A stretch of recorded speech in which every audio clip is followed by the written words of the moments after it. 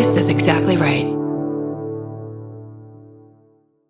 This episode is supported by FX's The Shards, a seductive drama from executive producer Ryan Murphy. Set in 1980s Los Angeles, the series follows a group of glamorous, deeply entangled high school seniors drawn into a life of wealth, beauty, parties, and excess. At its center is Brett, whose reality begins to unravel when the arrival of a new student coincides with a series of mysterious murders. FX's The Shards, now streaming on Hulu. Goodbye. Get into the Hyundai Getaway Sales Event and get away with a deal so right, it almost feels wrong. Right now, you can get great deals on Hyundai's most popular models, including the adventure-ready SUVs like the Hyundai Santa Fe or Santa Fe Hybrid and the Tucson or Tucson Hybrid. Plus, there's the bold and stylish Elantra loaded with the latest tech. Or go all-electric with the Ioniq 5 or the Ioniq 9. So get down to your local Hyundai dealer and get away with a deal you'll love during the Hyundai Getaway Sales Event. Visit HyundaiUSA.com for details. Goodbye.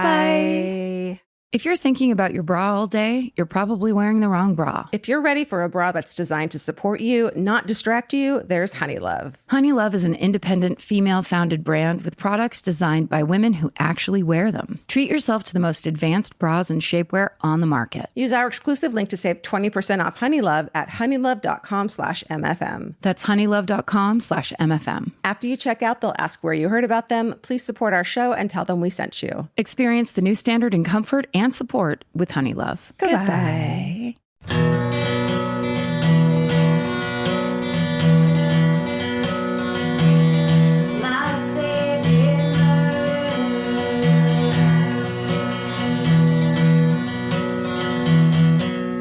Hello. And welcome to Rewind with Karen and Georgia. This is our newest Wednesday episode where we go back and listen to the beginning of this show and we chat about everything that we said then and how it's different now and what we're doing and why, all of it. It makes us sweaty, but we're doing it for you guys. It's not pleasant. I kind of love it. I don't hate it. I love it. It's hard. It's important. I'm glad we're doing it. It's, you know what it is? It's like if somebody recorded you, if you chose to record yourself on a long phone call where you said a lot of stuff that you really felt and meant, and then someone released that on the internet and people were like, actually, you were wrong to think this or feel this, that's an approximation of what it's like to look back. The older I get, the more I realize that young people's thoughts and emotions and feelings are so much stronger and more like adamant than they are when you're older. And usually they're wrong too. Yeah. So that's what we're doing. Today. And we're not that young. No. I mean, we were. I was 36. Yeah, I think I just turned 36 in this fucking episode. Sure. Oh my God. Today we're revisiting episode 20 from Thursday, June 9th, the day after my birthday, 2016. Hey. We called it 2020. 2020. That's easy. Classic. That was an easy one. So now it's time to get in the spirit of giving. Grab a friend. Listen along.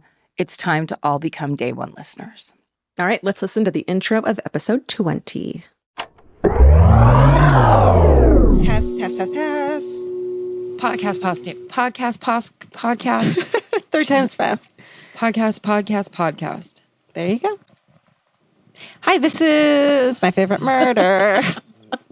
That scared the shit out of me. What did? Me talking? Hi, this is my favorite murder. Starring Georgia Hardstark. Karen Kilgariff, a.k.a. Kill Hard. Kill Hard. One of the lamest things we've done so far. Give ourselves a nickname. Did you see someone in the Facebook group made a photo of the Die Hard poster and put your face on one guy and my face on another guy? And just put Kill Hard. I did see that. It's turning into like a ego navel gazing kind of like, did you see the picture where the thing we talked about ourselves got made into a thing about ourselves? I know, but people like it. They like to play along with us. We wouldn't talk about it if they weren't doing it. It's fun times. And there's just thousands of them. It's the best. We're fueled by their, is it projected narcissism onto us? No, that's our narcissism. Okay. Let's talk about how last week we talked about judges. And their built-in misogyny and sexism. Right. That I think at one point I actually said, it's not happening as much these days. Right. And I think we conjured, speaking of narcissism, I think we conjured. I think we're the center of the universe. I think we're the center of the universe about this new fucking huge controversial thing about this dick lick Brock Turner, who like he got convicted of 3 counts of aggravated sexual assault. I'm not even going to say like clearly he was guilty. He is guilty. He is guilty. He was unanimously voted guilty by a jury of his peers. Right. And yet the old judge said, hey, let's not fuck up his great swimming career. Right. And said 6 months in county. And then his dad had the nerve to say, like, well, it was 20 minutes of his life. Is he going to get... You know what his dad said? So, well, the brilliant thing, and everyone's seen this, like we're basically recapping what's been happening on social media, but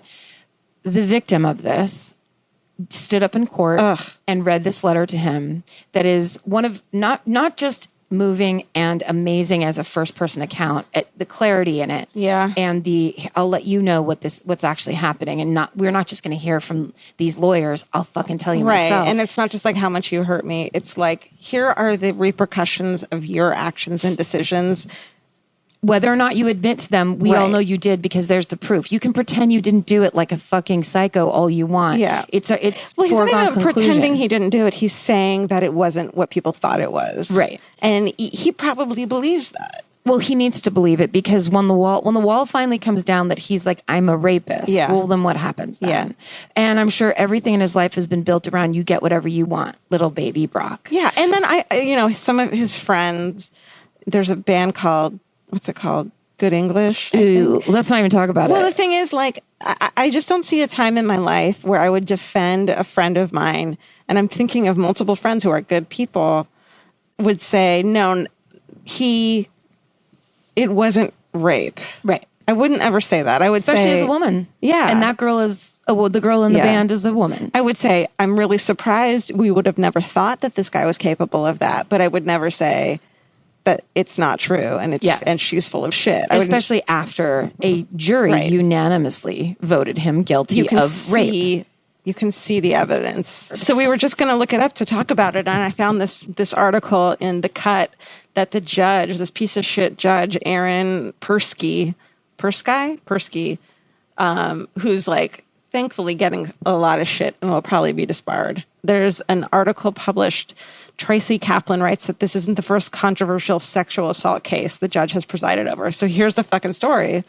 In 2007, a 17-year-old girl alleged that she was gang raped by at least 9 members of the De Anza college basketball team at a house party while she was severely intoxicated. 3 soccer players discovered the rape in progress, broke it up. Thank fucking God for some people. And they said they discovered her unconscious and covered in vomit and called it clearly non-consensual. District Attorney Dolores Carr ultimately decided not to move forward with the case, which was met with criticism. In 2011, the case was brought to civil trial, and the victim sued for $7.5 million in damages. The judge, Persky, presided. He ruled before lunch that Nof can show the jury 7 photos of the women whom the court is calling Jane Doe, partying about a year or so after the alleged gang rape. This shows she was partying afterwards, and they could show photos. And the photo, she is scantily clad. She's scantily clad. I'm sorry. So what? Yeah. So what? They said that the photos are a direct contradiction, quote, of the plaintiff claims that she is socially isolated and socially reticent. But that doesn't, and but photos post rape, right? She's fucking. It doesn't matter what she does. She could be spiraling out of control. Yeah. She could be doing anything. Who the fuck knows? Or she could be a slut. It doesn't fucking matter. It doesn't matter. And here's the other thing. Because we were talking about this at work today. The bottom line is this. You know in your gut, you know what feels right and you know what feels wrong. And if you are so narcissistic and selfish that you're going to take what you want no matter either you don't have any feeling toward how you affect other people or you don't care. Yeah. But ultimately that's your truth that you have to live in and sit in. Yeah. And if you say have to be on drugs or drunk so that you have to ignore those, whatever. But at the end of the day, you cannot parse out and argue things like this when what we're talking about is basic human decency. And I know that for a lot of people, I think there's a lot of gray area with rape that people have a hard time dealing with. So even if this chick had ever fucked any of these 9 guys, it's still rape if she's intoxicated and can't give consent. Like it's to that extreme that even if she fucked these guys. Well, yeah, because if she had fucked them, that would have been her choice. Right. That's what in that letter, one of my favorite parts of Brock Turner's victim, she said, how can I be promiscuous if I did not choose to do it? Right. If I wasn't even awake, how is that promiscuous? Yeah. I'm unconscious. Yeah. And that's the part that people want to argue. They want to deflect away from the truth of the actual action, which is you took a person who was not there and fucked their body. Right. That's disgusting. Right. You have a problem. That girl doesn't have a problem except for the fact that you decided to do that to her. I mean, it's just so I think about people I've dated and been with, and that none of them would want to fuck an unconscious body. No, that means there's something wrong with you. That's predatory. It's sociopathic. And I don't bizarre. care how drunk you. I get drunk and I do stupid things, but they're not out of character. You know what I mean? Yeah. Well, no, a lot of people do. There's a whole aspect to this that I think they can't talk about, which is the way she tells that story. She is blackout. She goes from dancing and feeling kind of drunk to waking up behind a dumpster. I think there's a roofie element that they can't talk about. Right. That's a theory that I have. That maybe the defendant kind of got that thrown out or something. Well, that they couldn't prove it or it had already gone through her body so that they can't include it. That would be prejudicial. Right. So they can't. And she's probably not even going to go there because it's like, at the end of the day, it doesn't matter. Yeah. Because even if I drink 11 beers in a row, that doesn't mean I want you to rape me. Totally. Don't be a fucking lunatic. And it's not, and also, if the woman is saying that is her truth, it's not up to you. Yeah. It's not your final choice. Totally. Random guy or rapist guy. Or to defend that that's not her truth anymore. You don't do that. Just fuck off. Not you, Georgia, not you. It makes me so mad. Because it's just so... It's when people try to parse out things like this of like, she's half responsible if she was drunk. Right. Fuck you. Yeah. There was a girl that did an amazing tweet today that said, these people who are trying to blame this victim's rape on her drunkenness are the same ones that threw temper tantrums when U2's album was downloaded without their consent on their computer. It's the same. It's that thing of like, how dare you, if this happened to you, you would never be saying it. I saw a meme that said, well, she was drunk. What did you expect? What did she expect? And the answer was a fucking hangover. Yeah. You didn't expect to get raped. You expected a hangover. Yeah. The idea that should be part of the equation and too bad for you is insanity. That's why we talk about it. And the people who like that fucking judge was a lacrosse player. Totally. He was a lacrosse player at Stanford. What are you going to do with swimming? How on earth do you think why what about this girl? Well, that's just like that's boys club bullshit. That's what that is. Swimming. It's going to ruin. It's like saying someone's life is more important than another. Totally. I mean, this goes back to everything we talk about. So it's another frustration. But here's what I will say. I really do love, if you get down into if you read a comment section, you're always going to be disappointed in humanity.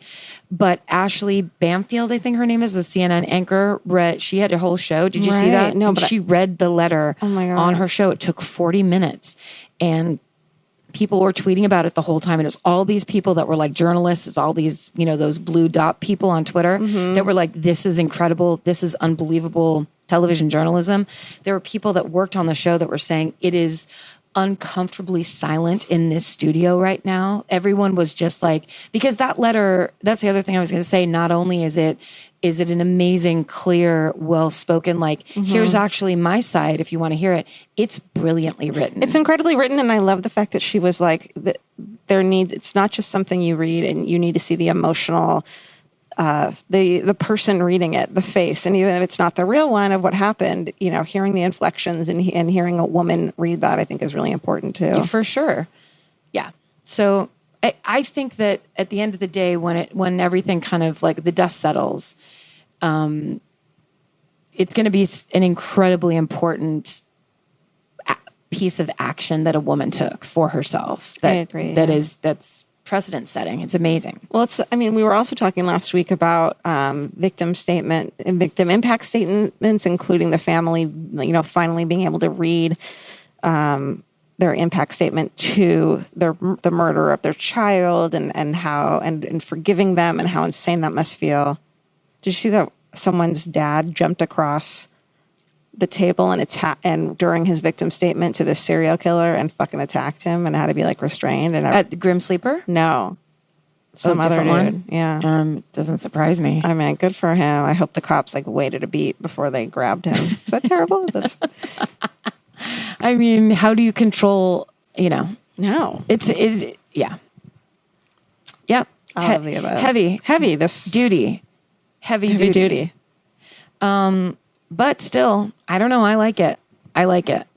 You guys, be witnesses. And also, you know what? Watch your fucking drink. If you're going to drink, you have to have one friend who's a little bit smarter and more down to earth than you, for sure. Yeah. I'm speaking as a 20-year-old Karen Kilgariff who never paid attention to anything. But also, keep your hand over your drink. Drink out of bottles. Don't make it easy for people. I mean, it's never your fault.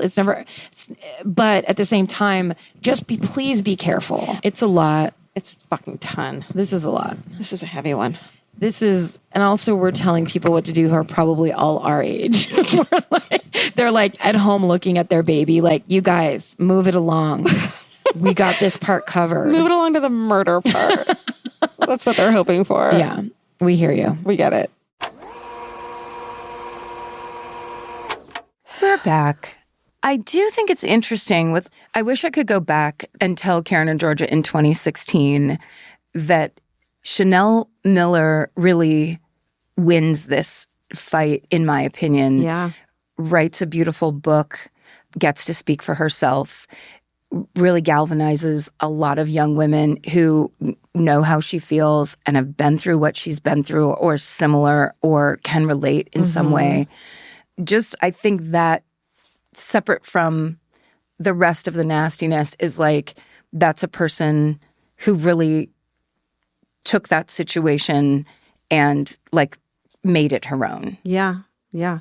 I think it really motivated people to think in a different way and maybe awaken people's understanding of, what happens in these cases and opened some people up to an empathy they didn't have or an understanding they didn't have before. Right.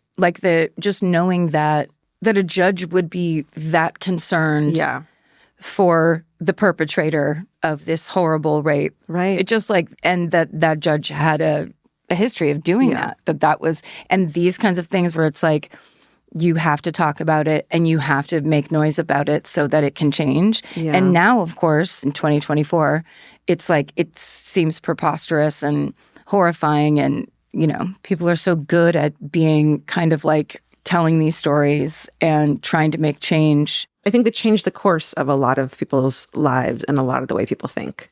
Yeah. And understand sexual assault and rape. And that is just an incredible feat. Yeah. That. All right. Well, let's get into Karen's story where she tells us just a classic horrible one, the one and only Night Stalker. Grocery shopping seems like it should take 20 minutes. And then 2 hours later, you're standing at the checkout with a frozen pizza and 6 different types of chips. Lucky for you, there's Hungry Root. Hungry Root is like having your own personal shopper and nutritionist all wrapped in one. They'll take care of the weekly grocery shopping and recommend groceries and meals tailored to you. Once you tell them about your goals and preferences, they fill your cart with personalized recommendations. And those recommendations get smarter as Hungry Root learns more about what you did or didn't like. Most of Hungry Root's recipes can be made in just 15 15 minutes or less. You can't get any easier than one pan shakshuka. I've always said that. Yeah, I love the convenience and also the fact that I don't have to go park anywhere. Thank God Hungry Root's around to help us shop and help us build really healthy and delicious meals. For a limited time, get 40% off your first order, plus get a free item in every box for life. Go to hungryroot.com/MFM and use code MFM. That's hungryroot.com/MFM, code MFM to get 40% off your first box and a free item of your choice for life. Goodbye. The future has an annoying habit of always showing up. That's why now is a great time to start planning ahead. Enter Acorns. Acorns is a smart way to give your money a chance to grow. You can sign up in minutes and start automatically investing, even if it's your spare change. The Acorns Potential Screen shows you the power of compounding and how your money could grow over time. You can quickly adjust how much you're investing every day, week, or month to make sure you're always building towards your goals. Whether you're just starting out or thinking about settling down, Acorns supports your big and small goals across every stage of life. Sign up now and Acorns will boost your new account with a $5 bonus investment. Join the over 14 million all-time customers who have already saved and invested over $27 billion with Acorns. Head to acorns.com/MFM or download the Acorns app to get started. Paid non-client endorsement compensation provides incentive to positively promote Acorns. Tier 2 compensation provided, potential subject to various factors such as customers' accounts, age, and investment settings. Does not include Acorns fees. Results do not predict or represent the performance of any Acorns portfolio. Investment results will vary. Investing involves risk. Acorns Advisors, LLC, an SEC registered investment advisor. View important disclosures at acorns.com/MFM. Goodbye. Summer means a whole new world for your feet. They're walking more, sweating more, and going barefoot all day long. For summer feet that need real comfort, there's Bombas. Bombas has a whole line of sport-specific socks for golf, yoga, the gym, and every kind of runner. They also make soft, supportive compression socks that are especially great for summer travel. Bombas sandals and slides are made from super lightweight, cushy, waterproof EVA foam, so they feel incredibly comfortable. And the best part? For every item you buy, Bombas donates an essential clothing item to someone facing housing insecurity, with over 200 million donations and counting. I wore my Bombas compression socks on the plane ride to and from Italy. And listen, I'm a girl of a certain age at this point. It needs to be done. And I felt so comfy and so secure with my cute little Bombas socks. So head over to bombas.com/MFM and use code MFM for 20% off your first purchase. That's BOMBAS.com/MFM, code MFM at checkout. Goodbye. Are you first or am I first? I think I'm first this week. All right. So, Karen? Well, today, hi, Georgia. Hi. It's the part for the murder. Skippers. Today is June 6th. 7th. Today is June 7th. My birthday's tomorrow. Oh, girl. It's Georgia's birthday tomorrow, everybody. Tell her happy birthday on Facebook. Thank you. You know, I started cross-stitching you as a belated birthday present because it was your birthday while we were recording and I didn't even know. It was my secret. You're such a dick. I started cross-stitching you a Stay Sexy, Don't Get Murdered. But I realized halfway through, I got Stay Sexy and I realized I'm a terrible cross-stitcher. Now I want it even more. It looks like shit, and I showed it to Vince, and I'm like, does this look terrible? Because, you can be really self-critical. And he's like, I just think you need a little more practice. Like, he very sweetly said, that looks terrible. I want it so bad. I'll show it to you. It looks insane. Put it on a pillow. Okay. I stitched it while I watched a murder show. Oh, now I have to have it. It's like a child's Christmas art project. It's literally like a child's art project. Love it. So because it's June 7th, it's a special holiday. 3 years ago on this day, the Night Stalker, Richard Ramirez, died in prison. Oh, shit. Was it only 3 years ago? 2013. God, it seems like, yeah. June 7th, 2013, which is 3 years ago, right? Wow, yeah. The math is right. He died, his liver basically shut down. He had a couple bad things going on. He had like blood cancer and something else. But before he died, he turned bright green. They said like a highlighter pen. Oh my God. Like he looked crazy. What is that? Your liver just can't function? It's your liver. Because he was a crazy drug addict. He was bad drugs. So yeah, he was basically just kind of shutting down altogether. So I saw that there was an article about that in the news somewhere. So I was like, you know what? That's the one. My friend Adrienne, when we very first started this, I told the story about it. And she was like, gotta be Night Stalker. So I was like, it's finally time to tell the story of Richard Ramirez, the Night Stalker. Give it to me. Not to be confused with the original Night Stalker, Iran's the East Area rapist / the Golden State Killer, who could still be out there. This is Richard Ramirez, who in the summer, or I guess like early spring of 1985, started a insanity berserker killing and molesting and raping spree that started in Southern California, went up to the San Francisco Bay Area, came on back down, and then ends in it's my favorite ending to one of these stories. It's the best. And I remember seeing it on the news when they caught him. It was the people of Boyle Heights rose up, girl. Oh, shit. Yeah. So I'll just try to do this, encapsulate. So he was born in 1960 in El Paso, Texas, the youngest of 7 children. In the barrio is what, I don't know, is that a politically correct way to say it? I would, if yes. It's a bad part of town in El Paso. Yeah. His parents were, his father was a railway worker, but he was illegal. So he probably didn't make great money. So he also early on got hit in the head with a swing and got knocked out for a while. I think they said like an hour. If your kid gets hit in the head, send him back. And then there was a thing I was looking at, and it was like Ted Bundy, the Green River Killer, Richard Ramirez, John Wayne Gacy, Fred West, who's that British lunatic who like raped all those girls, killed his own children. All had head injuries as children. Dude. So, keep your eye out. You know who else did? Who? Karen Kilgariff. Shut up. What happened? My mom tripped over my high chair when I was like 6 months old. I had stitches in the front of my head. Smash. And then later on, I don't think this is this was my own private pain, but during swimming lessons, I tried to do a front forward somersault jump off the side of the pool and just smacked my head super hard. And nobody saw it. And so I just held the side of the pool and kind of like quietly cried to myself until I felt better, and then kept on swimming. Because swimming above all, right? When you're a kid. Totally. You probably had a concussion. I probably did. Holy shit. I probably did. Remember how we couldn't remember our concussions one episode?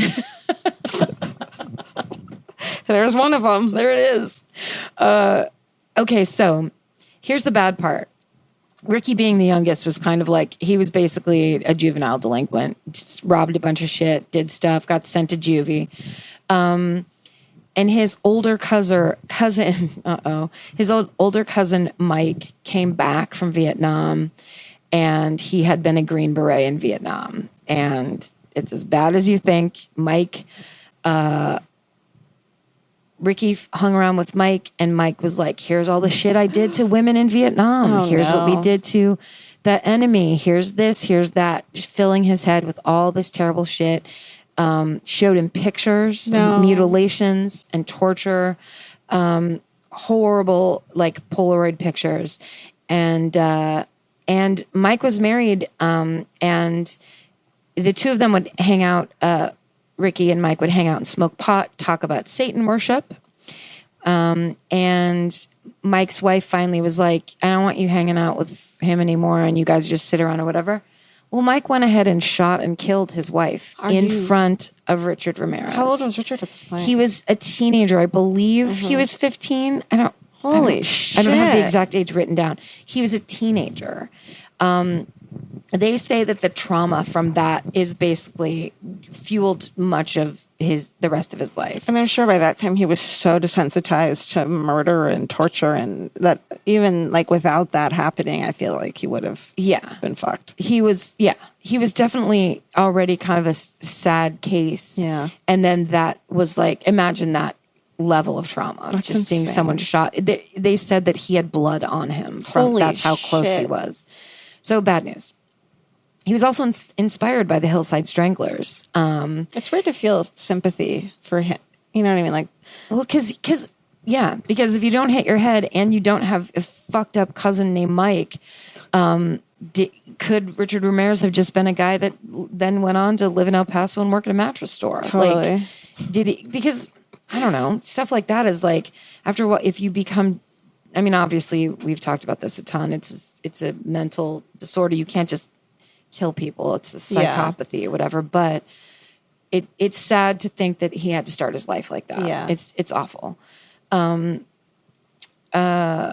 Right now, Last Podcast on the Left is doing a Hillside Stranglers series, and it's awesome. I love it. And the lead detective on the Hillside Stranglers. So Richard Ramirez loved hearing about the Hillside Stranglers. He ended up moving to LA after that happened, and like kind of bumming around there. So when the Hillside Stranglers cases, he had heard about them.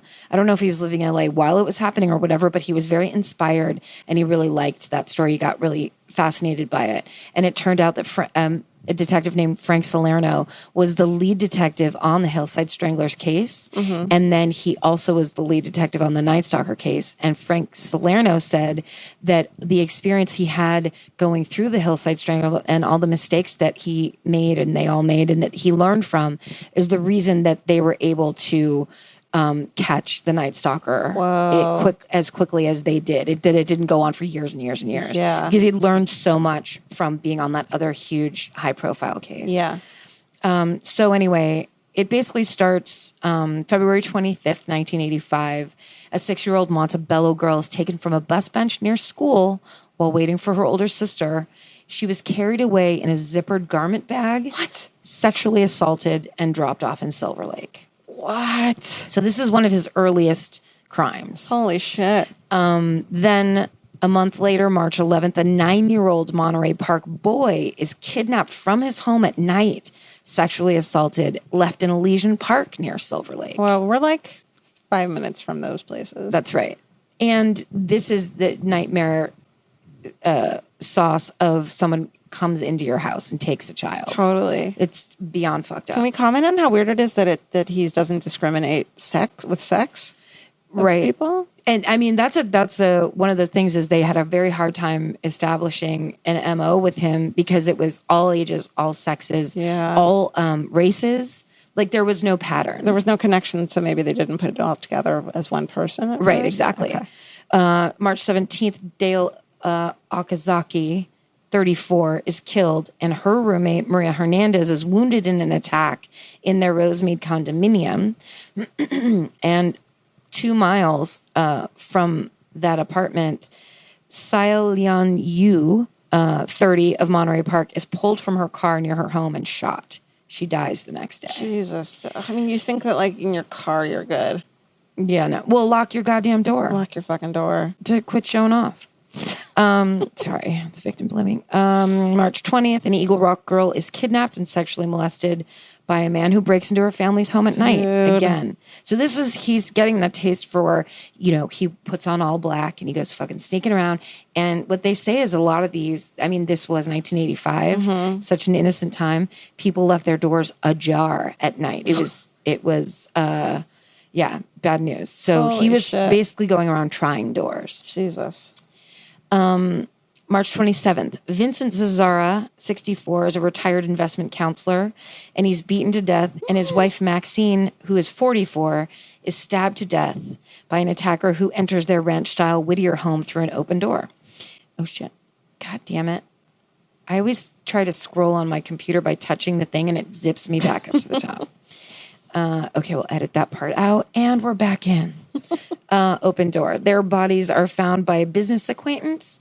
I got 2 different stories on this. I got a business acquaintance. This is an LA Times article, but actually there's another article that I read that their son found them. No. I wonder what their relationship was like. He was 20 years older than her? He was 20 years older. I bet he had money. If they lived in Whittier, Whittier is like real pristine. Tony. It's a bunch of white Christians kind of living out in the valley. That's where Nixon went to college. They were a fun couple. I bet they were fun. I bet they were fun times. Yeah. But here's the gross part that we'll have to uncomfortably transition into. He mutilated her body. She had a T shape carved into her breast. And, ready?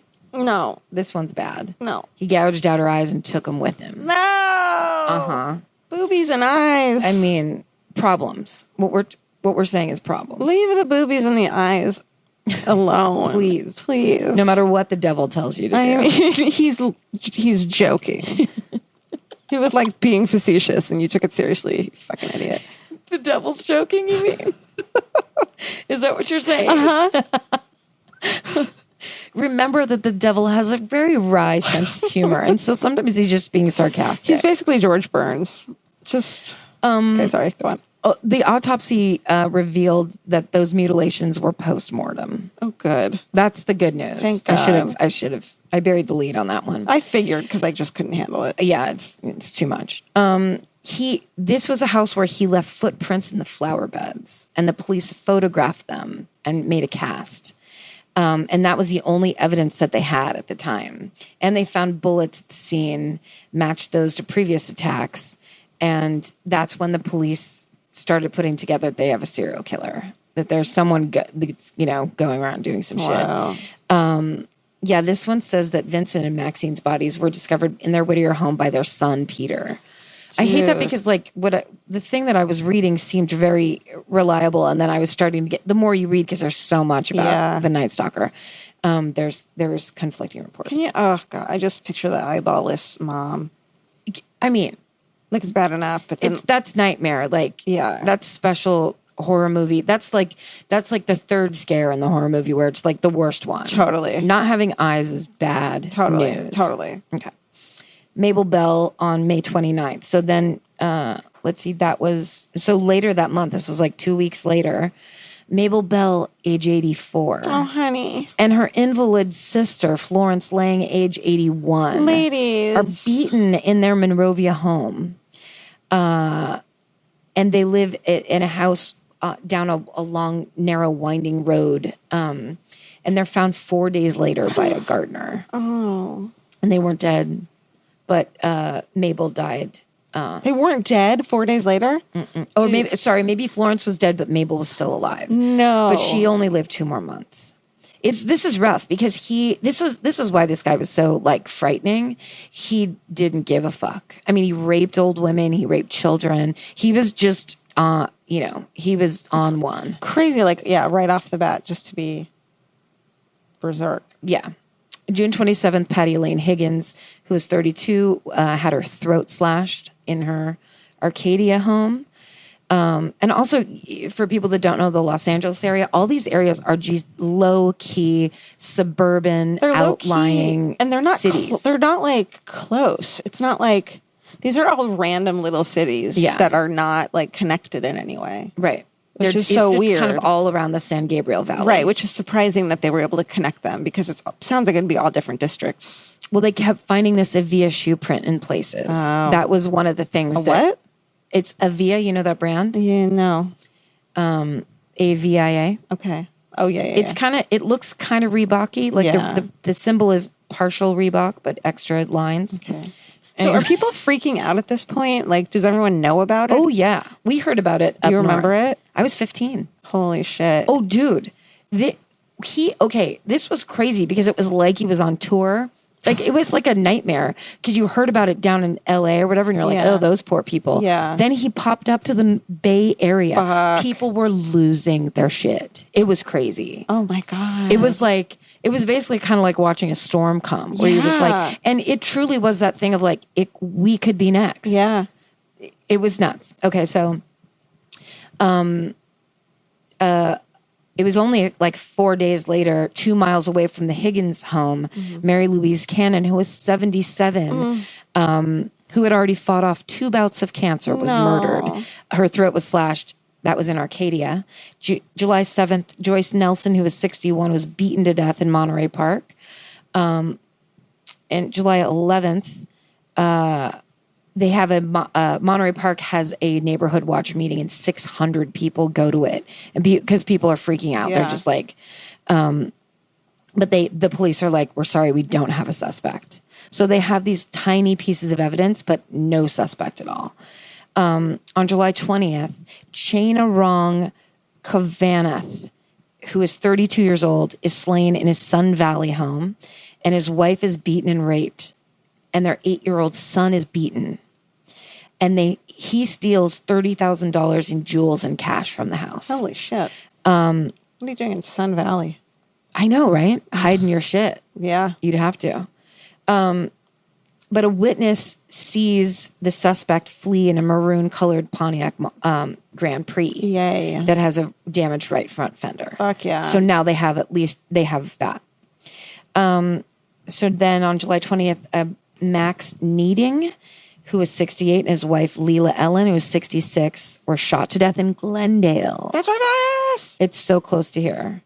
August 6th, Christopher Peterson is 38. His wife Virginia is 27. And they're both shot in the head in their Northridge home and survive. Yay. Survive. God, it's just so wild and hopeful that you can survive a fucking head shooting. I know. It happens in the show I Survived all the time. Fuck. And it's people in a very normal voice being like, I heard this loud noise and my head hurt really bad. Yeah. You're just like, how are you telling me this story? Yeah. Sorry, it's like I make money off of I Survived. I'm really not. I'm not sponsored, I swear to God. You should be. I actually should be.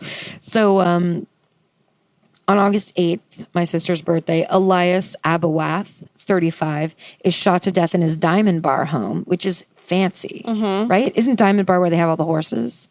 Okay. It's I've never been there. I've lived here my whole life, and I'm just in like Sun Valley. Oh, you know what it is? No Jews allowed in Diamond Bar. That's what it is. Not surprised. Okay, so he's 35. That's so young. Yeah. He's shot to death. His wife is beaten. His 2 children, ages 3 and 3 months, not harmed. Oh, good. Thank God. So later in the day, they say that they have linked that this attack on the Abawaths is the final link, that they are all the same suspect from all of these attacks. And this is the first public revelation that there's a serial killer loose in Southern California. That took that many bodies. Yeah. And also because it was so random. Like, Sun Valley and Diamond Bar are 2 very different cities. Totally. So August 10th, reports of crimes made by citizens to LAPD communications are up 15%. Everyone's on edge. They're freaking out. Yeah. So people are calling in. There's increased sales at gun shops. Yeah. Of course. Everyone's freaking out. I would be staying in a hotel forever. Right? Indefinitely. So then the Board of Supervisors offers a $10,000 reward for information leading to the arrest and conviction of the Night Stalker. Gonna need more than that, bro. How about, you know what? You know what? Up that shit. Let's get that money up there. So now they link back to the shooting of Cylon Yu in Monterey Park from March 17th. They're like, it's this one too. The gun, the ballistics evidence that they have links that in. Then on August 17th, a man named Peter Pan, who was 66, was shot and killed in his bed in his San Francisco home. Oh, fuck. And his wife, Barbara, who's 64, is shot and beaten, but she survives. What's her name? Wendy. Was that the most insensitive thing I've ever said in my fucking life? No, we have to do it. Okay. And their dog was also the nanny. That's the part I love in Peter Pan, where it's like, so the dog takes care of the children. Yeah. And then he locks them out and they go missing. Right? They all do drugs and fly off the roof. Yeah.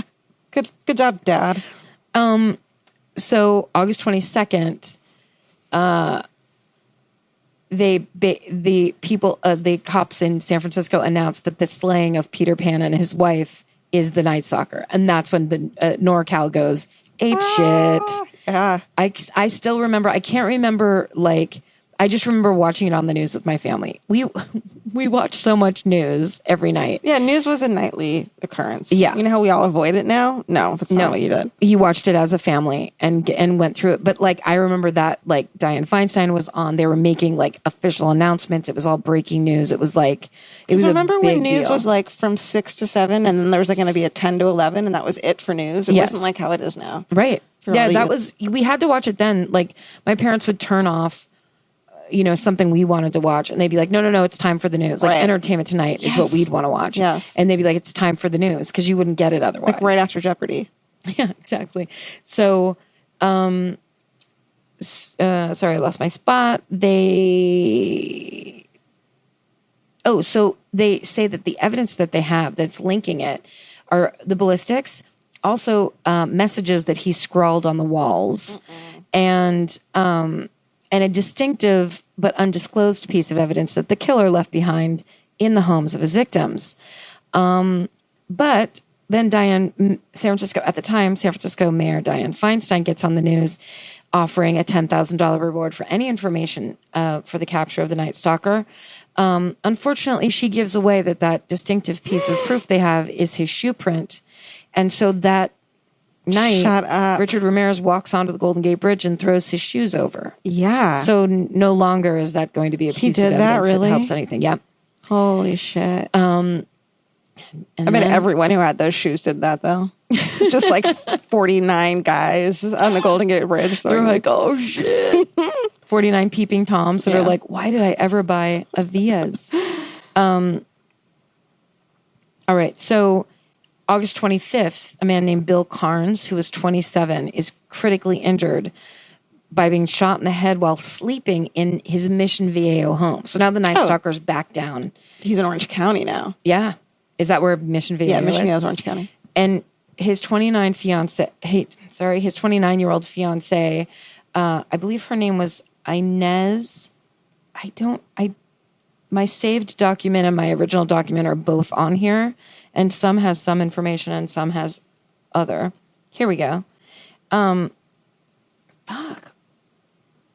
So Bill Carnes' fiance Inez is raped. But as the Night Stalker runs out of the house and gets into the stolen car that he has stolen from San Francisco back down to Orange County, she sees him leave in a 1976 orange Toyota station wagon. Why are you getting an orange car, Night Stalker? Not smart. Yeah, how about black, brown? Go for your... Brown, because it's the 80s, probably. Yeah. And you'd blend in. Right. Brown or like a kind of a shimmery blue. Totally. Was every single car on the road. Yeah. So she sees that as she like crawled up to the window and saw that, and so was able to tell the police that that's the car that the guy had. So now Los Angeles City Council is offering a $25,000 reward. Yeah, you are. And then Governor Duke Majan announces the state is going to add $10,000 onto that. Yeah, that's more like it.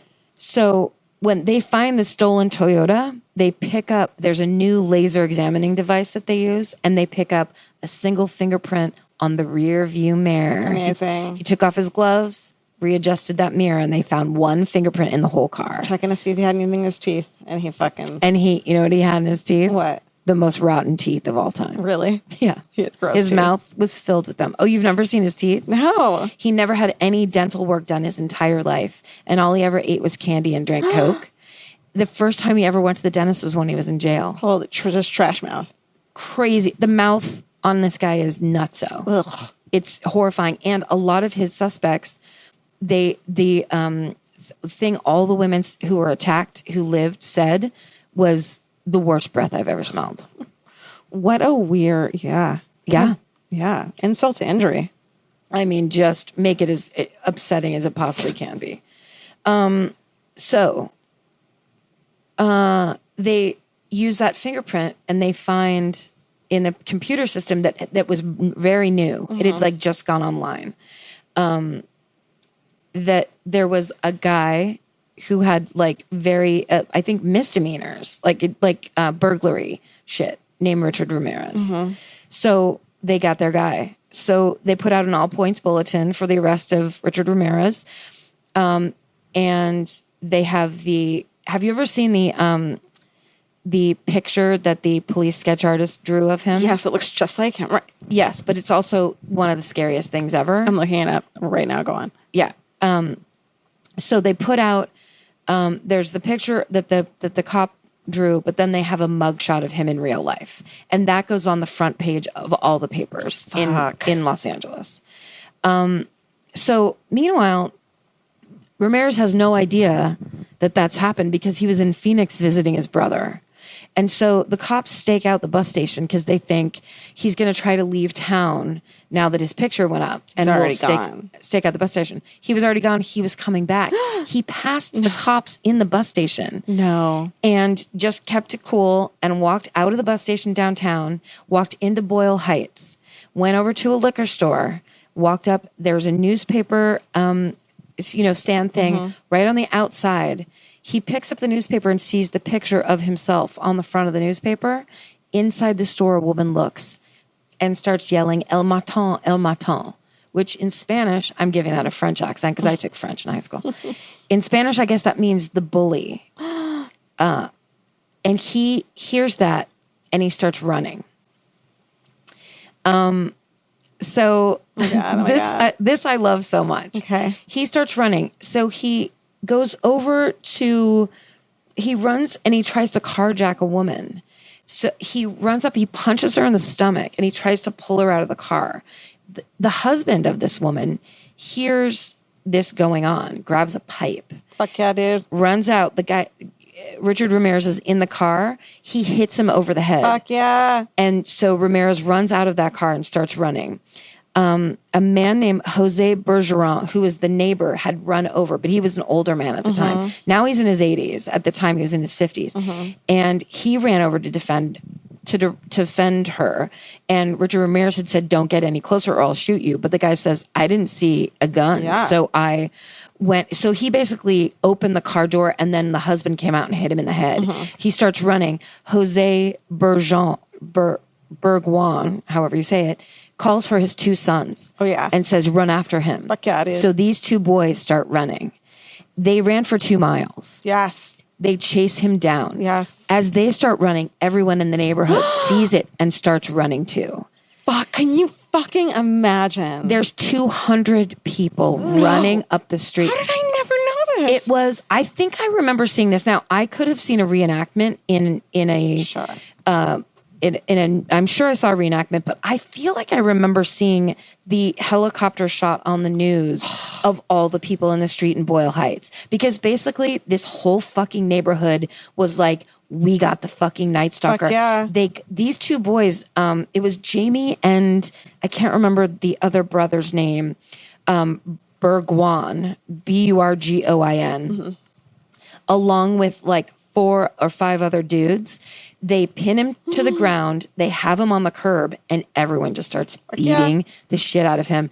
They had called the cops. I think Jose called the cops when they started running. So the cops got there mid beatdown, so that Richard Ramirez was going, "It's me, it's me," and the cops saved him from this crowd of people. Holy shit! It's my favorite. That's incredible in the world. Isn't that awesome? I think he tried to. At one point, he ran through a backyard. They have a picture of a guy who tried to hit him with. He was pruning the tree in his yard, and the guy tried to like stab him with these huge pruning shears, but he missed. Oh. And so they had all these. It's the best. You can look it on the line. There's pictures of all these people who are from Boyle Heights who got these awards. They got awards from the city. They got awards from the cops. Fuck yeah! It's awesome, and it's totally just people like, nope, not in our fucking neighborhood. Good. He thought he could go and just blend in, and just be like, oh, whatever. Yeah. That's my favorite. So, and when they brought him down to their local precinct, 500 people were outside chanting. Like, they wanted to kill him. They wanted him strung up. Just like send him out. Yeah. I mean, this is a man who like, totally. This story after story, it only got scarier. And he became like, he was like this phantom where no one could figure out who he was, where he was, and he was everywhere. You know, he was just driving around, changing city. Jesus, my parents did a really good job of keeping this shit from me because I don't fucking remember any of this. You don't? No. How old were you, though? What was it, 87? 85. I was 5. Oh. And little baby Georgia. And Mission Viejo, that's like 15 minutes, 10 minutes from Irvine, where I grew up. Marty, good job. Good job, Marty. Well done. Janet. They were going through their divorce, so I was busy. Well, that's good. You probably were getting a lot of extra toys. Yeah, probably. At the time. Yeah. I was just going to see this really quick. Oh, one of the cops said, it seemed like alert citizens were reporting the suspect every step of the way. So basically, as they ran up the street, every house was calling the cops. Can you imagine what it would have been like if they had, like now, if they had fucking cell phones? I bet you it would be half as many people chasing him and the other half would be filming him. Filming it, yeah. We'd be able to post this and just be like, here's what happened. You guys put your phone away and participate. So at the end of the cops come in and there is a super, if you want to look it up, very scary picture of him in the cop car because his whole head is wrapped. So instead of having like his rock star hair or whatever, he looks like a gray alien. He is so scary looking in the backseat. He had pretty serious head injuries. They were beating the shit out of him. Good, yeah. He actually says, "I'm lucky the cops caught me because these people were going to kill him." Yeah, I don't doubt it. At the end, the last victim that was confirmed of the Night Stalker was 9-year-old Mi Lung, whose body was found in a San Francisco hotel basement in 1984. She wasn't linked to him until 2009. Holy shit. When they got DNA. Oh, honey. Yeah. Poor baby. Horrible. Yeah. So he had actually done that while he was in the city, but they didn't know. Yeah. I wonder how many other, go ahead. Sorry. Well, he was arrested on August 31st, 1985, but he didn't, the jury selection didn't begin until July of 1988. Wow. Because they did so many delays and continuances and all that shit. He did everything he could to make sure that they didn't start this thing on time. Okay. They basically finally convicted him of 14 homicides and all the other felonies and attacks on September 20th, 1989. It was 4 years after his arrest. Holy shit. And during the trial, there was a juror named Phyllis Singletary who didn't show up one day, and she had been shot in her home. And then all the jurors were freaking out that he was having the jurors killed. It was a domestic violence thing, and her, I think, boyfriend murdered her. Son of a bitch. Yeah, so that was just to add to the freak out factor. Oh, what if you were on that jury? Oh, could you imagine? No. Scary enough because they said, all the jurors said the stuff that they saw, the evidence that they saw, and the pictures they had to look at, none of them were sleeping. And I bet the man himself, he's such a creep having to sit can you imagine just from where you and I are sitting right now, that's the fucking Night Stalker? And he was doing things, I mean, there's tons of famous pictures. He was doing things like putting his hand up and he had a pentagram on his hand, which in the 80s, people, that was the whole satanic panic time where it was like, this guy is Satan. People freaked out about that shit. It was very scary. He also, they found out about a plot that Ramirez had to somehow sneak a gun into the courtroom and kill the prosecutor. Oh. So then they put in, eventually he was sentenced to death for 13 murders, 5 attempted murders, 11 sexual assaults, and 14 burglaries. And when they, at the end of the trial, when he was convicted, he said, "No big deal. Death always comes with the territory. I'll see you in Disneyland." And when they sentenced him, he said, he grinned when they said, it was like, I think it's something like 14 death sentences. He said, his official statement was, "You maggots make me sick. Hypocrites one and all. We're all expendable for a cause, and no one knows that better than those who kill for policy, clandestinely or openly, as do the governments of the world, which kill in the name of God and country and for whatever else they deem appropriate. You don't understand me. You are not expected to. You are not capable of it. I am beyond your experience. I am beyond good and evil." That's pretty fucking poetic. For someone who's insane and has a head injury and isn't probably educated, that's fucking pretty powerful. It's powerful, but it also, being somebody who is in the 12-step program, I would like to mention that addicts have a real sense of grandiosity about themselves. And so this is a person who is pretending that because he is a psychotic, uncontrollable murderer, that somehow makes him magical and special. Yeah. When in fact, it just makes him an animal. Yeah. Because that's really what he was. I know. And you're right. And I think people it wasn't just him who was thinking of him as grandiose. It was everyone, because it was such it was so terrifying. And he was able single-handedly to put this whole city into a panic. The whole state. He believed it. And I think probably everyone else did too. I mean, and he looked the part. Yeah. Everything, it was on the level of Ted Bundy in how he looked evil, but then he was also sexy. There was a rock star element. So then it kicked up all that stuff of like women being like, I'm in love with him. He actually married a woman while he was in jail who is not, he is not a rock star, doesn't look like a rock star type of gal herself. It's very fascinating. And she was also a virgin. Which I kind of am fascinated by. I feel like the fact that he was able to get, it's like the same thing with Ted Bundy where it's like, how can you be so prolific? How can you kill so many people in such a short time and get away with it? It's almost like you are on another level. He was on another level in that way of you can't track chaos. Yeah. And he really was. He wasn't sticking into a neighborhood. They couldn't get a hold on him because he would just switch the city. Right. And he also switched the type. They couldn't follow any of it. Yeah. You know, it was just like, oh, there's just another body and another body and another body. In the same way, Ted Bundy, because of his charm, they couldn't figure him out. Yep. Maybe those were those two things, that he was switching cities and that this guy was charming, are what were able to make those people get away with so much. Right. Well, and also I think the people's sense of, who would and wouldn't do things was very different back then. It was very uneducated. Yeah. But I'm still reading that Ted Bundy book right now. Fucking Anne Rule heard the news that the man was named Ted at those lake murders where the two women disappeared in one day. That it was a man named Ted, and that he had a gold metallic bug, Volkswagen bug, and she knew that his name was Ted and he had a gold metallic bug, and she told people, but she still didn't think it was him. She still didn't think it was him. No. She was like, there's no way it could be him. But she did tell a cop that she knew because she worked with them, and she was like, just so you know, I'll give you this name, but it can't be. Did they follow up on him? Like a little bit, but he had then moved to Colorado. I think by the time those two were being like really looked into. Okay. So anyway, that's the Night Stalker. I'm sure there's so much more online about him because, like. Yeah, but there's always going to be more. It's amazing. When it's a classic like him. Well, happy birthday to his death. Happy Death Day, Rich. Happy Death Day, you piece of shit. You total lunatic. Fucking psychopath.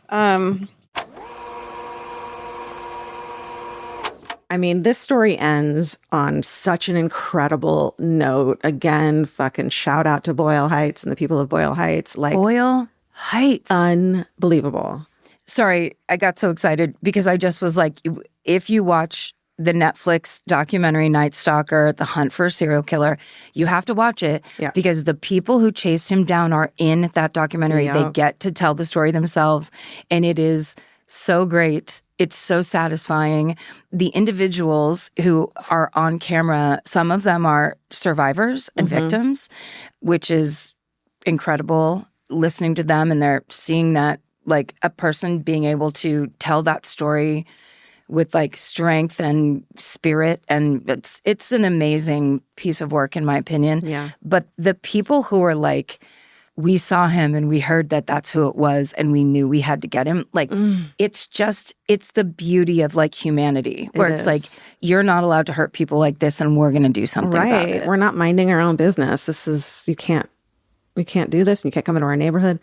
Speaking of neighborhoods, when I was like rereading some of the details of this, I like looked it up because I was like, and it turns out that Richard Ramirez, the Night Stalker, and the Hillside Stranglers both attacked people like in my immediate neighborhood that I now live in. Yeah. So we didn't catch him. It was Boyle Heights. Oh yeah, Boyle Heights got him. Yeah. Also, I think, though, the way Los Angeles is, I think in any neighborhood, you could probably say that because there's been so many insane serial killers down here. If I was like, I live on this block in Duluth, and there's two people, like, that would be wild. But LA, no, that's not. Yeah, that's not that. LA we've had some bad ones. Oh, sure, we sure have. It's a great place to go if you're a bad person.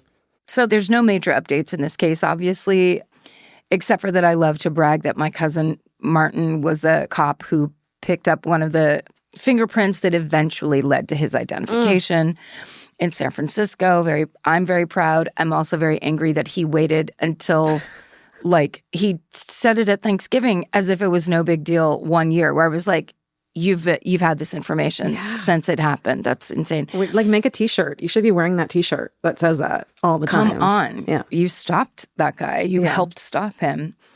But anyway, the only update is just watch that Netflix documentary because it's so good, and it just gives you all the color and the first hand accounts that you need to hear. And that cop Gil, I can't remember his last name, but he worked both of those cases, Hillside Strangler and the Night Stalker. He's in there a lot. Yeah. Okay, so now let's listen to George's story about the Bain Family Murders. Summer's for adventures, road trips, and adding a whole lot of miles to your car. That's why it's worth stopping at Valvoline Instant Oil Change first. If you need an oil change, make the smart stop at Valvoline Instant Oil Change before you hit the highway. Their trained techs can help you get road trip ready with an oil change and an 18-point maintenance check included with every oil change, checking your tire pressure, wipers, lights, and more. That means they're checking important things before you're halfway to your aunt's house with no cell service. And these aren't just any techs. Valvoline Instant Oil Change techs complete over 270 hours of training, so your car's in capable hands. The best part? You can stay in your car and you're in and out in about 15 minutes. So before your next long summer ride, pull into Valvoline Instant Oil Change. Valvoline Instant Oil Change. Change wisely. Goodbye. Capture your favorite summer feeling with Pandora Jewelry. Discover a collection inspired by the sunshine, freedom, and unforgettable moments that make the season so special. Whether you're planning a weekend getaway, gathering with friends, or simply soaking up every sunny day, Pandora Jewelry offers meaningful pieces designed to celebrate your unique story. From sun-kissed metals that catch the light beautifully to personalized pieces ready to be engraved with your summer mantra, every detail is crafted to help you express yourself with confidence and style. Explore charms, bracelets, rings, necklaces, and more, thoughtfully designed to complement every adventure and occasion. Each design moves with you, from beach days and road trips to rooftop dinners, golden nights, and every memory in between. Layer your favorite looks, mark life's meaningful moments, and create lasting reminders of a season you'll never want to forget. Find the pieces that reflect who you are and where this summer takes you. Shop Pandora Jewelry's new summer collection in-store or online at pandora.net and let your summer unfold. Goodbye. This podcast is brought to you by Squarespace. Every successful small business starts with someone saying, I wonder if people would actually buy this. Squarespace gives you everything you need to find out. From consultations to events and experiences, you can showcase your skills with a customizable website designed to attract clients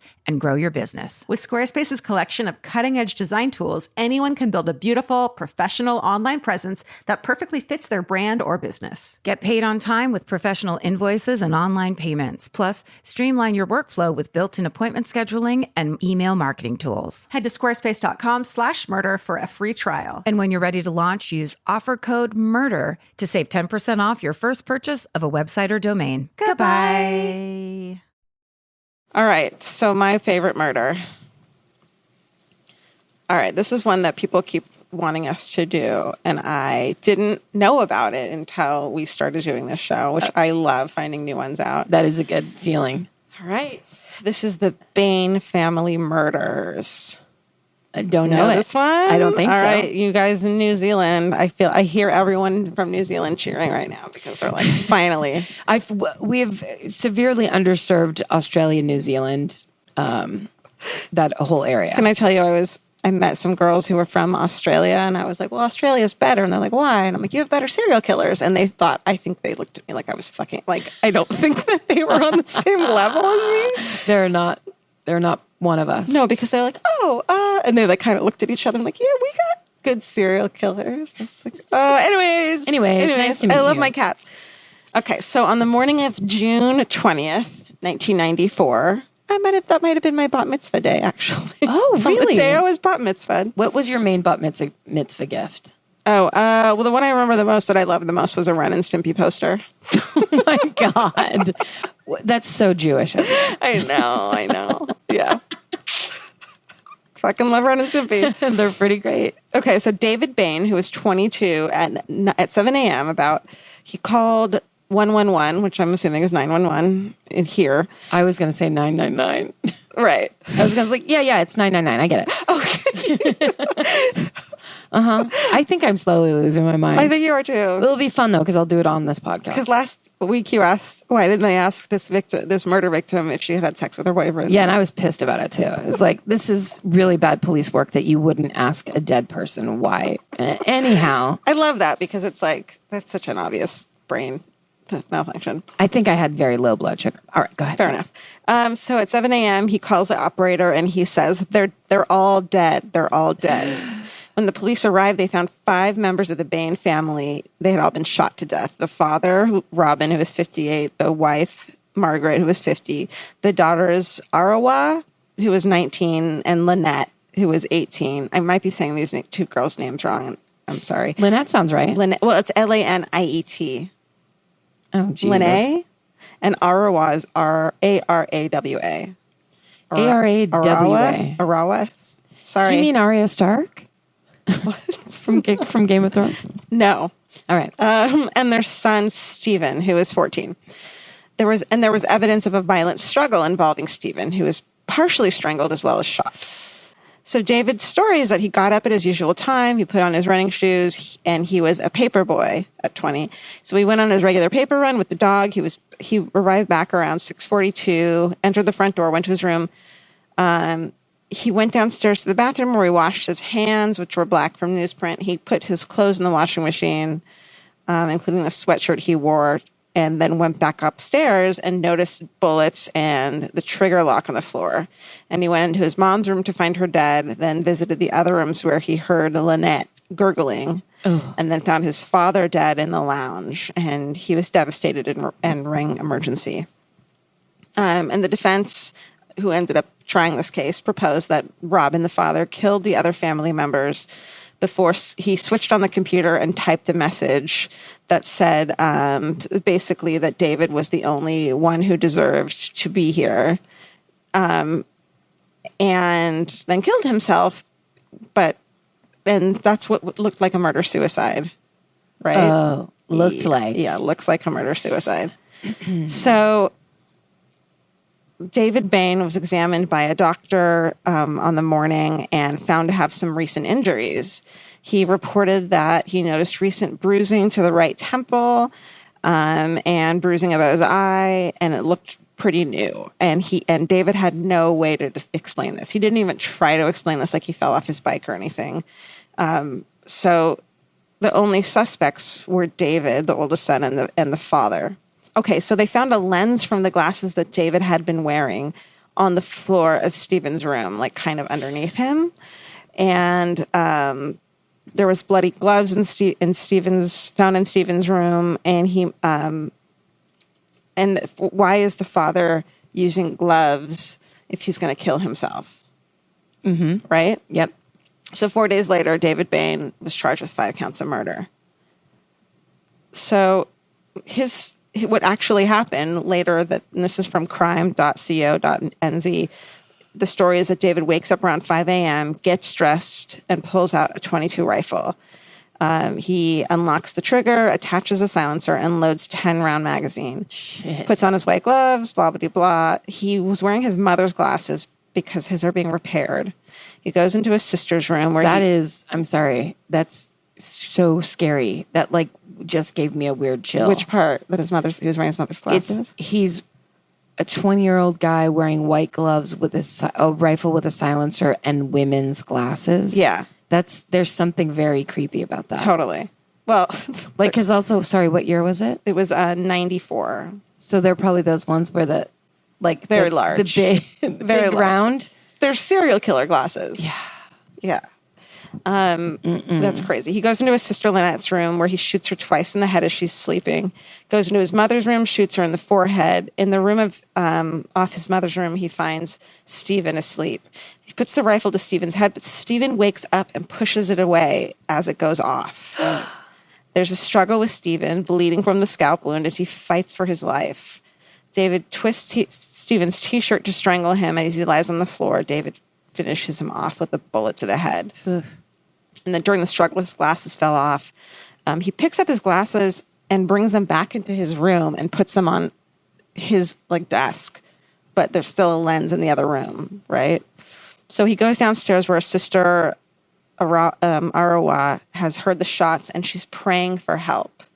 Honey, no. Why didn't you run? Phone for help. Yeah. Don't pray for help. He shoots her. He shoots at her and he can't see anything because he's not wearing his glasses. Shoots at her again, finally gets her. Then he goes back upstairs where he hears Lynette gurgling and he shoots her again in the top of the head. And this is a really good, because I'm just going to get to this. He gets convicted of murdering his family. A few years later, the conviction is overturned. He's now out. What? He wasn't proven guilty. He's not proven innocent. He was proven not guilty because of reasonable doubt. Why? And the reason that people don't think he's innocent is that he tried to get money for his time that he was locked up. And the only way you can get money is if you're proven innocent. And he wasn't. So he shoots her and kills her. He hears the other sister gurgling. But remember in his account of what happened, he said that he heard his sister gurgling when he got home from the newspaper delivery. Right. So if he heard her and she was already still alive gurgling, then how did she die? Because she got a second shot and that killed her. The first shot didn't. Oh, right. Yeah. Yeah, he's still there when the second shot happened. While she's dying and the second shot happened. Ooh. He didn't track that correctly. No, he did not. He should have put that down on a piece of paper. He did. He should have worked it out on scratch paper. Totally. Real quick. And then burn the scratch paper. And then rinse the ashes down the sink. All of it. He did not think this through. So he throws his bloody clothing in the washing machine, turns it on. Just burn it. Yeah. And they found the father's blood on the washing machine, like a handprint of this kid's blood. He turns on the computer and he types the suicide message from his father. And what the suicide message was, sorry, you're the only one who deserved to stay. Wow. Then he hides behind the curtain with the rifle and waits for his father to come in to pray, which is a daily routine. David shoots him in the head and then calls 911. Yeah. Okay, here's the fucking craziest part to me. 2 weeks after the murder, after the police have completed their inquiries and handed the house back over to the family trustees, the house was burnt to the ground. Whoa. On purpose. What? By the Bain family and the New Zealand Fire Service. And part of the reason that he got off and wasn't put in jail the second time was because the fucking cops, and it's like a known thing, I'm not just blaming cops, bungled this so fucking hard. They didn't test the dad's hand for any gun residue, gunpowder, just shit like that they just didn't do correctly. They didn't. So what is New Zealand, right? Yeah. So they probably hadn't had like a whole family murdered before. I think it was a rural area where they lived too. Yeah. So what they say is that the reason that there was doubt and thoughts that the father had done it and had done a murder-suicide was that the daughter, Lynette, had returned home. The reason she came home from college that week was to confront her parents with that her father had been molesting her and that they had had an incestual relationship over several years. So he killed his family because of that. That's what the offering was, right? But sorry, who was making that? Who was saying that? Well, there are people, including both of their friends, because they were close in age, that said that they heard that. But when they were called to trial, that says something about how they seemed confused about it. So it was never like proven. But that also could have been like the defense attorney, right, making it seem like they didn't know what they were talking about. It seemed like it came from a couple places, but I don't think it was ever proven, which is another thing that everyone. So I went on our My Favorite Murder email and kind of just looked up Bain to see if anyone had emailed us about them, and actually a lot of people have. Someone named Alexander, he told me here. I'm going to read his email. Okay. The thing is, here in New Zealand, people on both sides of the camp are so passionate and sure about who they think killed everyone, Robin or David. I've listened to intelligent people argue through their teeth for the completely different sides. And during David's recital, I remember getting our history teacher in high school to spend the whole lesson explaining why David was innocent. I've heard more heated arguments about David Bain than I have about religion or politics. Wow. Yeah. Because people knew him. So, like, these are people that knew either the dad or the son? No. These are people, I think everyone in New Zealand has an opinion. Based on these random facts. All of this, as well as a clear amount of sexual and physical abuse happening within the Bain family, which I looked up and I couldn't find a ton of I didn't find a lot of that clear evidence. Right. Combined with rumors of cops planting evidence on the scene to frame David, or the fact that if Robin had killed himself, he'd have come to have pulled the shotgun trigger with his toe because the gun was really big, made for a pretty fucking intense story. David Bain became kind of a meme in New Zealand because on TV and all the shots of him getting escorted by the cops, etc., he's always wearing really ugly sweaters. And this I saw a lot. People are calling them Cosby sweaters and shit. So basically, there's a part in the middle of the call. Okay, this is really interesting. So basically, in the 911 call, he says they're dead. They're all dead. And basically, there's a part in the middle of the call where David more or less gasps or mumbles or murmurs. It's a second long, and you wouldn't think it was anything more than just him being out of breath. But the prosecutor argued that David actually whispers something here. You can actually do tests online where you can listen to the gasp whisper and write what you think might be saying if he's saying anything at all. What the prosecutors are claiming he said was that David quietly whispers to himself, "I shot the prick." So here's a theory that I had never heard before until I read this email, that Robin killed his entire family. David came home and found that and killed Robin because of that. Ooh. Yeah. So kind of everybody's guilty. Yeah. So this guy says, did David discover Robin had killed everyone, and in a fit of revenge, he shot his prick of a father himself? No, because that doesn't explain why the sunglass lens or the glasses lens is underneath the thing. Yeah. He said that he left the glasses in there like the week prior, something like that. He had an excuse for that. They were under the bed or under the brother? I think they were. I looked at crime scene photos and they were like they were like underneath some clothing and stuff. Okay. So it wasn't necessarily his body. Yeah. And then let's see. I will say this.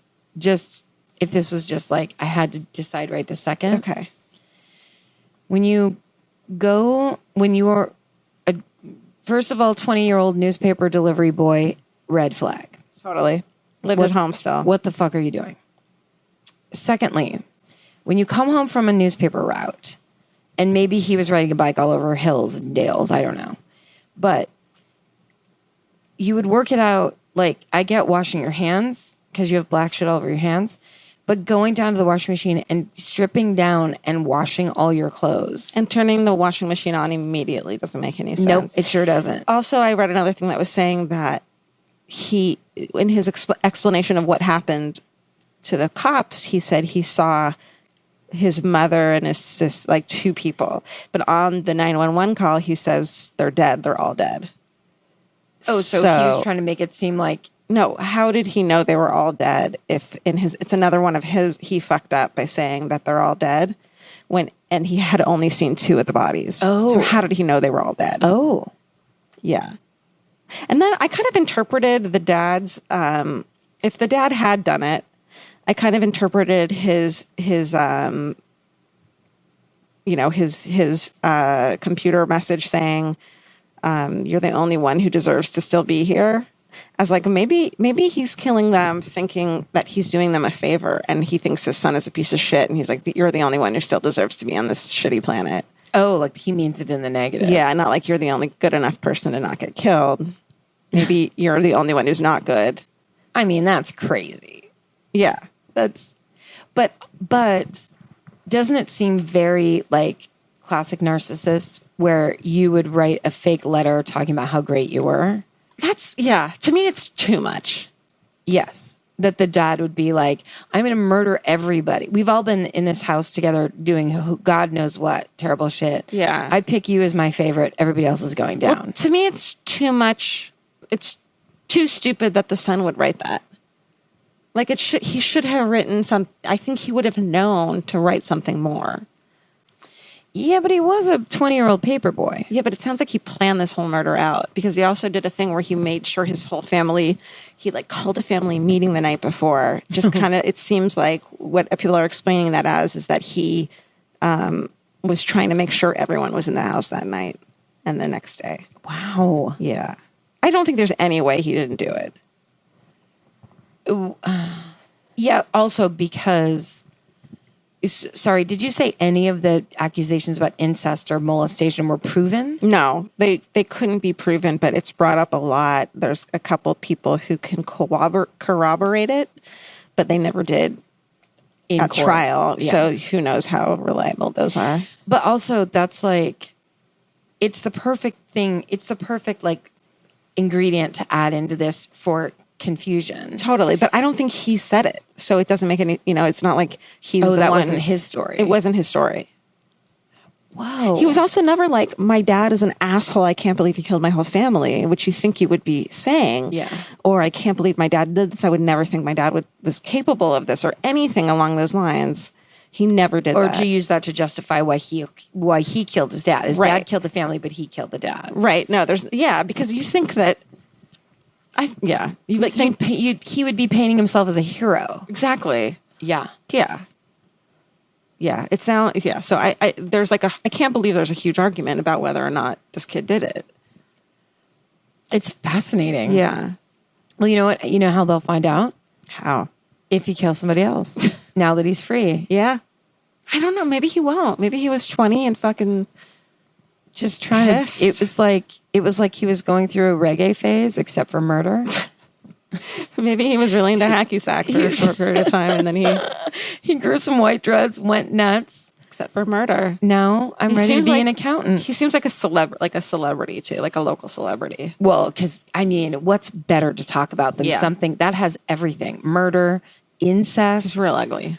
You can't gloves, ladies' glasses, Cosby sweaters. I mean, and I can attest to this. I saw some photos.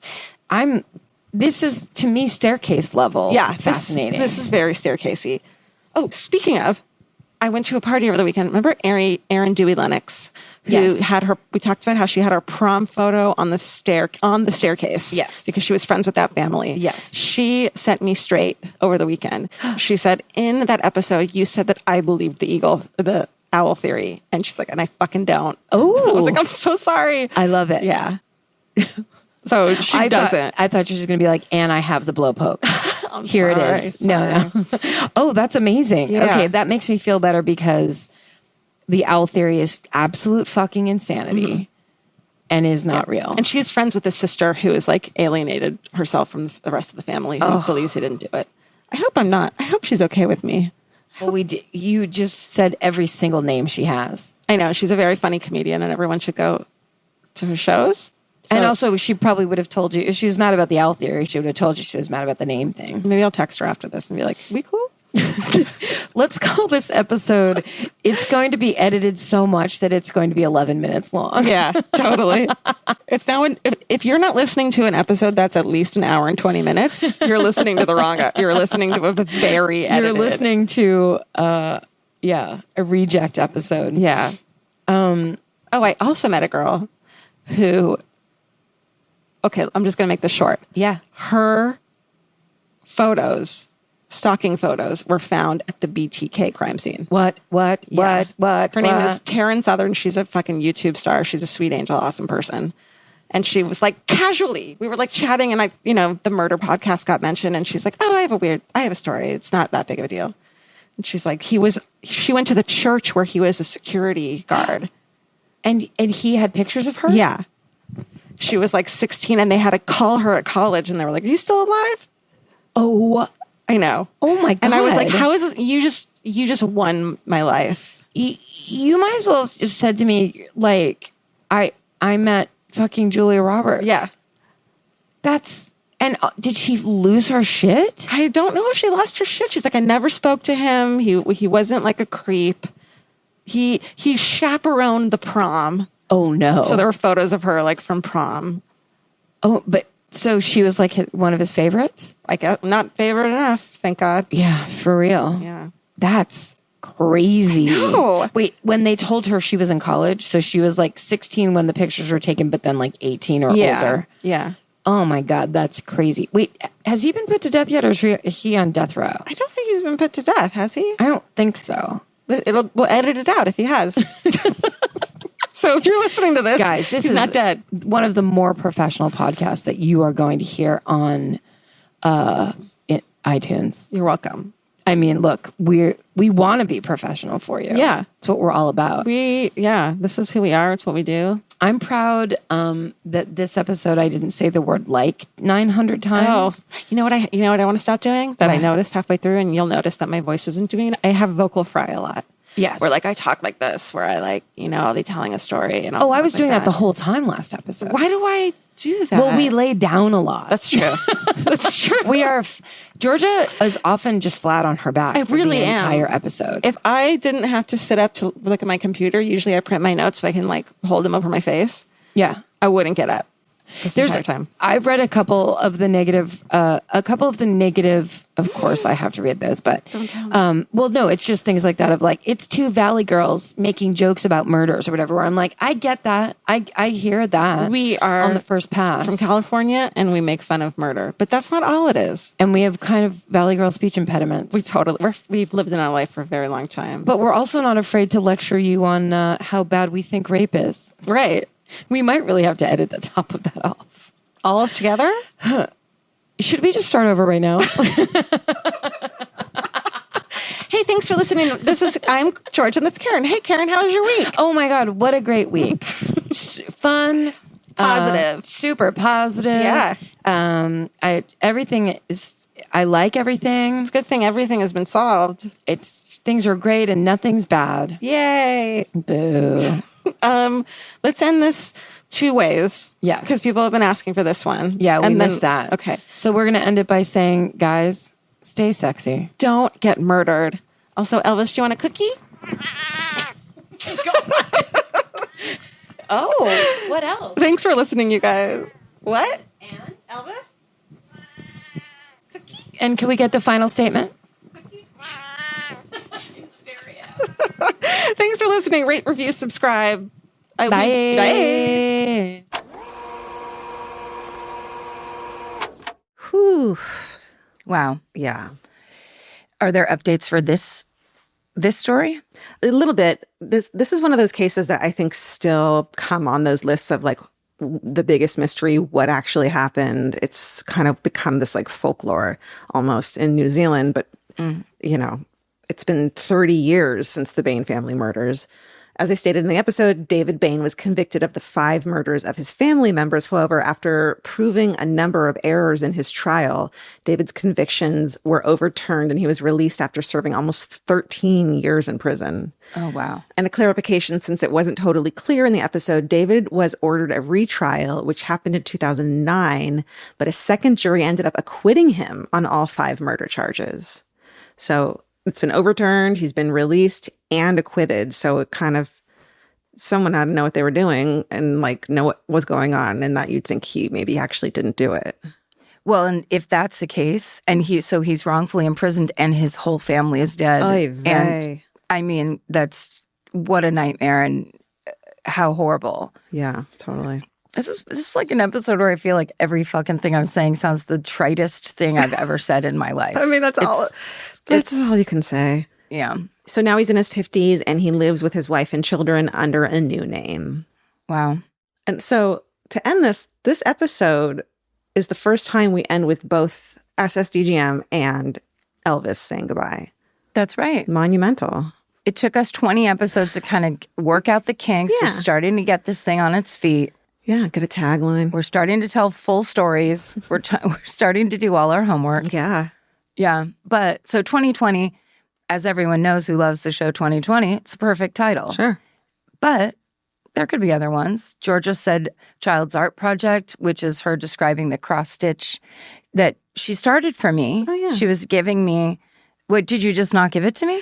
I think it's still in here somewhere, like halfway done. I definitely didn't finish it. Well, thanks. I got really into cross stitching. Turns out when you cross stitch, you can be really good at cross stitching or you can have cats, but you can't have both. So I learned that lesson, That makes a lot of sense. Yeah.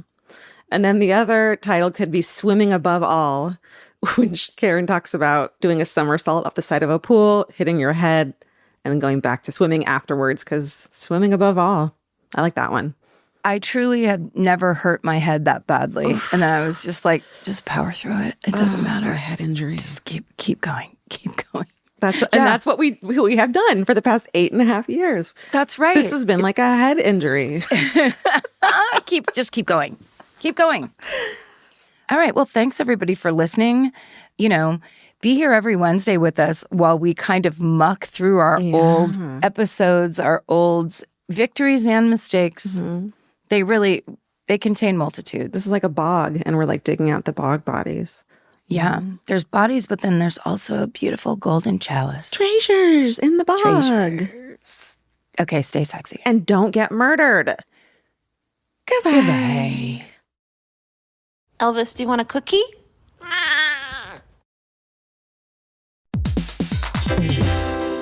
Hey everybody, here's the thing about other home security systems. They're all designed for after the window breaks, after someone's inside, after you get the notification, after the police come. SimpliSafe is the first system designed for before, stopping a break-in before it even begins. That's right. Unlike traditional security systems that only alert you after a break-in is already underway, SimpliSafe is designed to help prevent the crime before it starts. Their cameras can detect suspicious activity at the perimeter and alert live U.S.-based agents. Then SimpliSafe's agents assess the threat, intervene, speak through the camera to scare off the intruders, and call for 911 dispatch. That's right, and SimpliSafe has been protecting your world for 20 years, everybody. So celebrate their anniversary and save 60% on your new SimpliSafe system at simplisafe.com/stuff. That's 60% off, you guys, at simplisafe.com/stuff. Plus, when you order, write in our show name and the How Did You Hear About Us survey to let them know that we sent you. Don't forget, there's no safe like SimpliSafe. The kids are back in school. Now it's your turn to head back to the beach. During Cheap Caribbean's Back to Beach sale, save $200 site-wide on vacation packages of 4 nights or more with code 200BEACH. Trade school drop-offs for beach walks, lunch boxes for beach bars, and your daily routine for adults-only relaxation. Use code 200BEACH and get more beach for less money. Book your beach vacay today at cheapcaribbean.com. Goodbye. Hey. There's always a point in the day when your feet decide they've had enough. Luckily, there's Reef. You may know Reef for their ridiculously comfortable sandals, but they aren't stopping there. The women's Neptune has everything you could ever want in a sneaker. The Neptune is a lightweight, everyday slip-on shoe with a crush-back heel, so you can wear it traditionally or step on the heel and wear it like a slide. Lightweight, breathable, and easy to wear, the Neptune is the everyday shoe your feet have been waiting for. The Neptune makes me so freaking happy because my whole life I've been yelled at for crushing the heel of my foot. Because I want every shoe to be a slide, every shoe. And they actually make them that way. And it makes me so happy. Plus, they're super comfortable, they're light, and they're really cute. So check out the Neptune on reef.com and redeem 15% off your first purchase. Goodbye.